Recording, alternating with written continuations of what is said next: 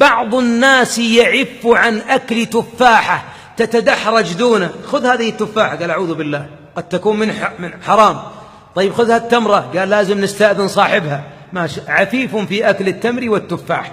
لكن إذا قلت له فلان قال والله ما قالت، سود الله وجهه، والله رخمه ما في خير، هذا فلان والله إنه هردة من شافت عيني، ما يسوى التالية من الغنم.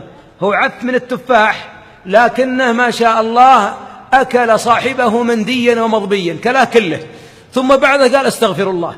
هنا أحبابي يزين الشيطان للصالحين كبيرة الغيبة أن تذكر في أخيك ما فيه، ولكن طيب ايش المشكلة؟ هو فيه، هو كذاب وقلت كذاب، بخيل وهو بخيل، قصير وهو قصير.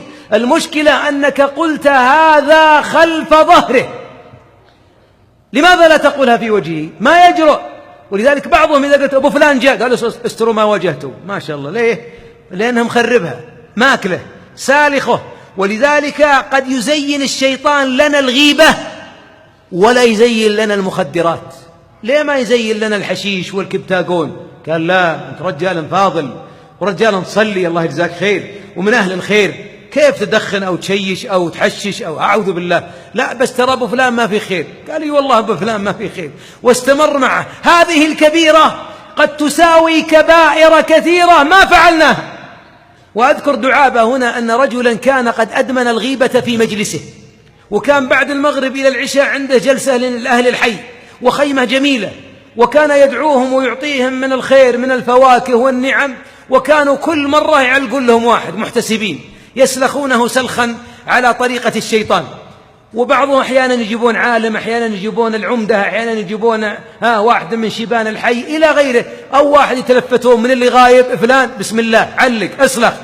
فيوما من الأيام قال الواعظ لهم الغيبة من حمق المغتاب أن كل حياته بصلواته وزكاته وحجه وصيامه وبناء مساجده وسقايته للماء كلها لعدوه الذي اغتاب.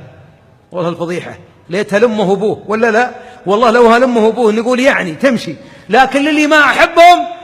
فمسك أبو عبد العزيز، لا هو أبو محمد، فذهب لخيمته، فدخل على أهل الخيمة وهم قد علقوا رجلا يكنى بأبي عبد العزيز.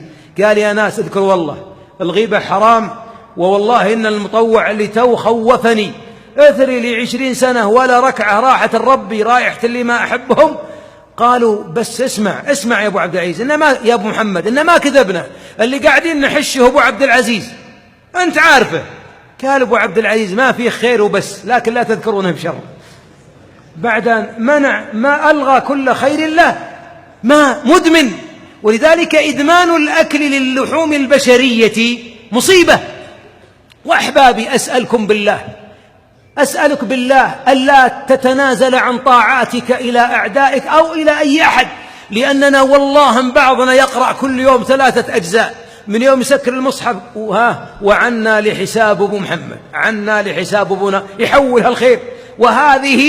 هذا عداء للنفس. والله لو تجيك رسالة من البنك تم خصم من حسابك 500 ريال وانت ما نفذت عملية، ويوم جيت مع سماشر قالوا حولناها للأيتام، قال بلا أيتام بلا بطيخ، أرجع 500. 500 لا أقبل أن يتبرع بها. طيب أنت متبرع بعمرك بصلاتك بتقاك، لا تقول أن فيه. إن جريمة الغيبة جريمة الصادقين في أقوالهم الحاقدين في قلوبهم.